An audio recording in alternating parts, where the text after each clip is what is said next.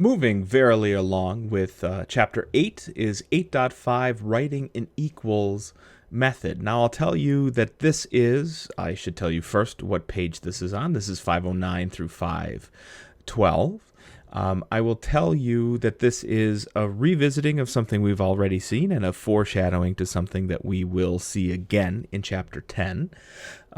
You'll recall that the equals equals operator, like so, is the comparison operator, where we want to find out if the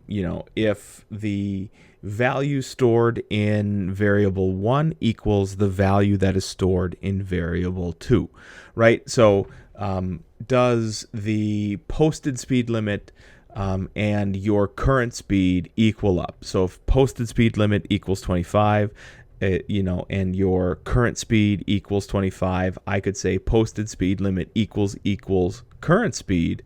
And if both of those are the same, yeah, then they're both the same. Now, the problem with objects is the equals is going to refer to their location in memory. So that's almost always going to come back as false, right? Because one object has a given memory location, and another object is going to have a different given memory location. But what happens if we want to compare objects? So before we get into any of the examples here in the book, think about a student object, right? So I could have two different student objects that were created by data at different times.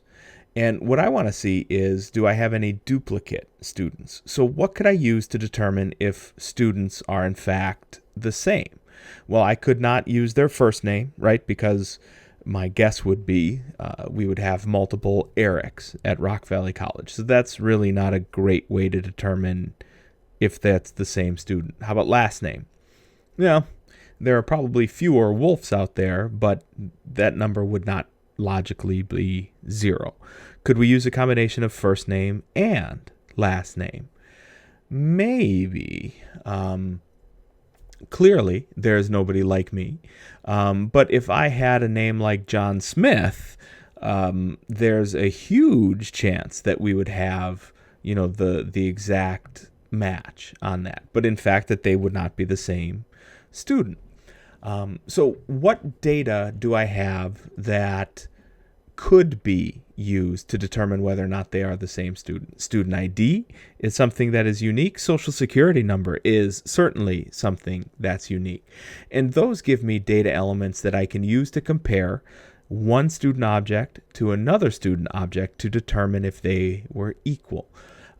So the equals idea here is simply giving us a way with two different objects to see if they have the same critical data, so that we can say, yeah, that's a duplicate. We can probably deal with this.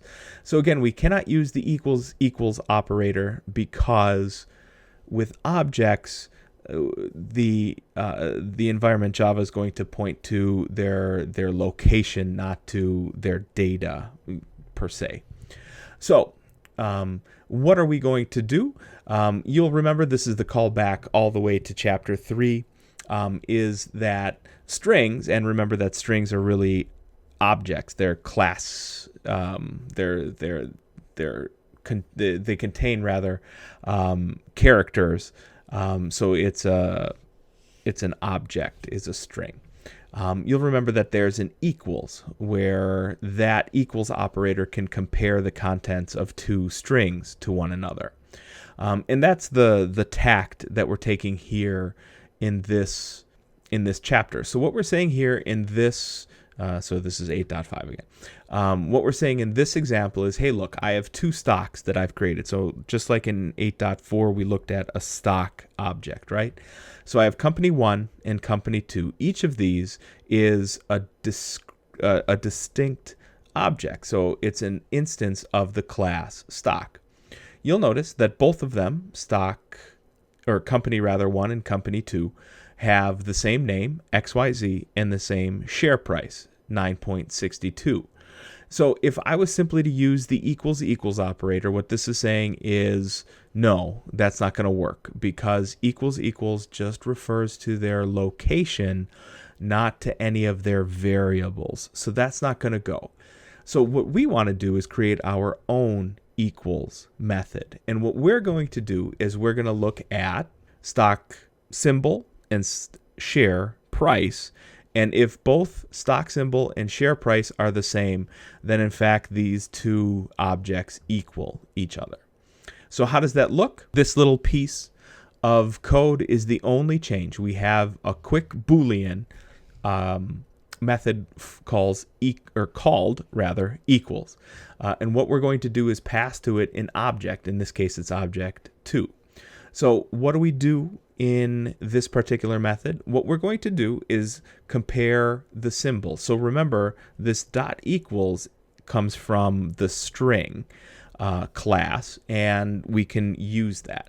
So symbol dot equals, and then object 2 dot symbol. So what we're doing is we're comparing object 1's symbol to object 2 symbol, and we're looking at whether or not share price equals object 2 dot share price. So what we're saying again is, hey, look, if the two data elements are the same, the symbol and the stock price, then clearly the objects are the same. And that's it, essentially. Why is it important that you as a developer create your own equals class? Well, because when we're working with data, we want to make sure that we're not introducing duplicate data into our decision-making process. So is it possible for, if we just look at the student example again, right? Is it possible for a student to come to Rock Valley College, to have many, many years in between when they first arrived and when they returned to Rock Valley College, and to say, yeah, I'm just going to re-register. I'm a whole new student. So they go through the whole process all over again. I can tell you I've heard that story in 6 years at least 10 times. And what invariably happens is then we would have two discrete, different students, right? But really they're the same one. So we would want to have this idea of equals in there to make sure that we don't have the same student being treated differently despite the fact that they've already been a student with us. There's a whole host of reasons why we would want to make sure that there's not duplicate data in there. If you think about like employees when they come into a system, we don't want to recount, in employees' hours time and time again. We want that only to come through one time. We don't want to have the same part number come through an inventory system multiple times. So the idea of equals is valuable from a business perspective. It's valuable from a developer's perspective, and it's something that we can introduce more granular processes for in Java. But what I will tell you is, and again, this is the very last thing here in 8.5, is the authors say actually every class automatically has an equals method, which works like equals, but it's not as good as you writing your own method for it.